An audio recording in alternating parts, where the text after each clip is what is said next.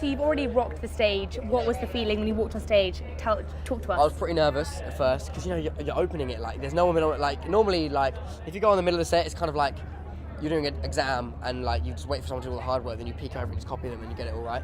Like because you can just, if you go in the middle, if they're already hyped up, they're already ready, you just go in, you do your thing, you go.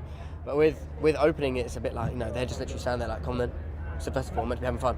You're not making me have fun. You literally have to make them have fun from the get-go. So really exciting. You're in the studio at the moment, aren't you? Talk to us about that. Like, is it kind of a pressure, or do you enjoy it?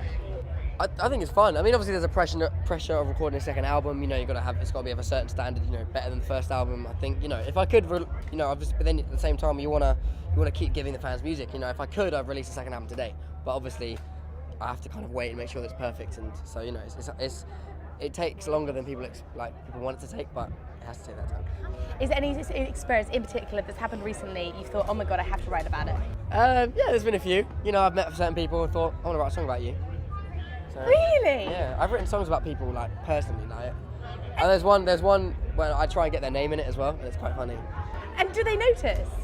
Well, they haven't heard them yet, but sometimes I let them know, by the way. Would you ever just call it Molly? Let's say you met a girl called Molly. Would you ever just go Molly, and then the song title being Molly? Well, for example, I met this girl called Victoria. She's a lovely, very lovely girl, and I went to write a song called Victoria's Secret.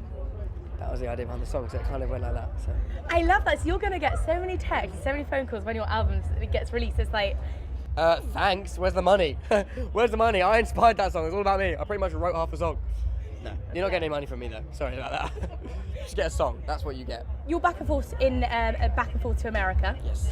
I mean, that's pretty cool. It's very cool. Going back and forth from the States is always fun. I'm doing a show in LA in August, which should be really fun. I'm just kind of.